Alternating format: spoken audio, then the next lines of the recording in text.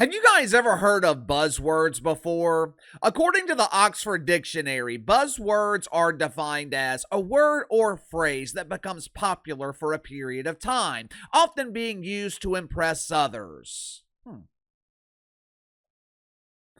Often being used to impress others.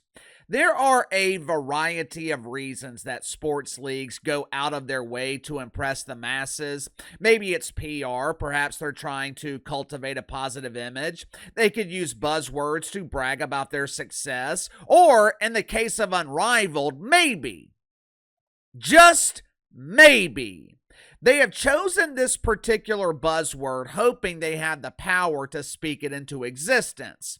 According to Front Office Sports, the buzzword this offseason for Unrivaled, it is sustainability. Me personally, I thought it would be survivability. I guess they shook their magic woke 8-ball and asked, what is the chances of survivability for our secondary dump? My guess is the magic woke 8-ball came back with an answer of 0. So they changed their buzzword to sustainability.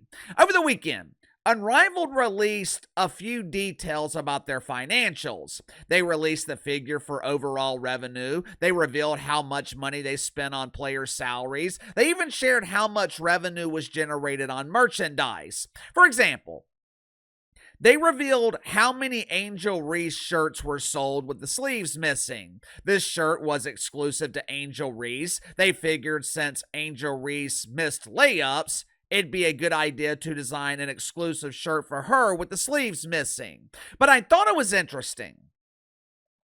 Of all the financials that Unrivaled chose to release to the public this weekend, I thought it was interesting that the one critical piece of financial information that they chose to keep to themselves, the one piece they chose to keep hidden from the public, it was profit.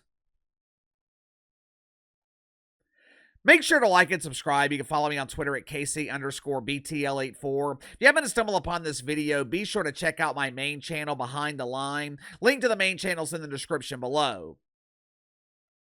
Headline at Front Office Sports. Unrivaled made over $27 million in revenue. The secondary dump almost broke even. This is great! This means we haven't oversaturated the market and Americans are demanding pretend basketball every month of the year.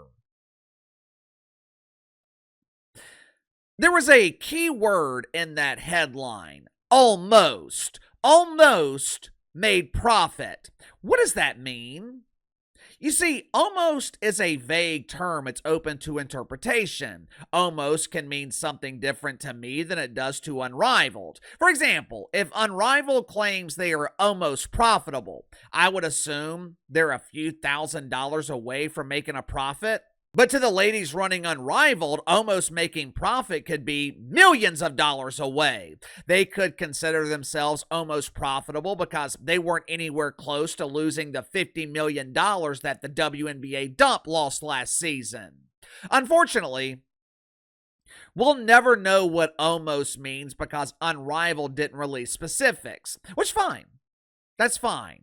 Honestly, the opinion of Unrivaled, it is meaningless. I'm more interested in knowing what TNT thinks. I'm more interested in knowing if TNT was able to monetize this turd on television. According to Front Office Sports, TNT was the biggest investor in Unrivaled. The vast majority of that $27 million in revenue, it came directly from TNT. The question is, was TNT able to recoup their losses by selling enough advertising on television? I'll give you the numbers and let you decide. Unrivaled averaged 221,000 viewers through the regular season and the playoffs. $7 million was spent paying players who couldn't draw flies to a fresh turd. Very little money was made on ticket sales because The studio could only seat 800 people. Expenses are going to be increasing next season because Unrivaled, they are planning to schedule games on the road. According to Front Office Sports, investors are bullish and expect to see Unrivaled profitable by next year.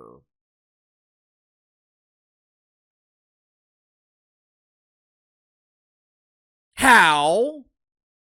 Where is this profitability coming from? Expenses are rising. I would assume that the players are going to want more money because that's what WNBA players do. They demand money they haven't earned. I don't see how they are making money on television or could expect to increase ratings next season. Throughout the year, Unrivaled ratings were on a steady decline. I go back to their buzzword for the off-season, sustainability. How is this sustainable? Am I missing something? Well, Casey, they're going to increase their sponsorships. Sponsorships are mostly driven by ratings, which is something Unrivaled doesn't have. Maybe they know something I don't, which is entirely possible, maybe even likely. Maybe executives at Unrivaled know that Caitlin Clark will be playing for them next season. If that's the case, I understand why they are confident in their sustainability. But if Caitlin Clark rejects Unrivaled again, I don't see how this is sustainable. What about you? Unrivaled claims to be almost profitable. Maybe they are, maybe they're not. I'm more interested in knowing if TNT was profitable, if TNT was able to recoup some of their investment. Because if TNT can't monetize this turd, if TNT pulls out of this deal, it is over for Unrivaled. Is this sustainable? You tell me. Sound off in the comments below. I'll see you guys on the main channel.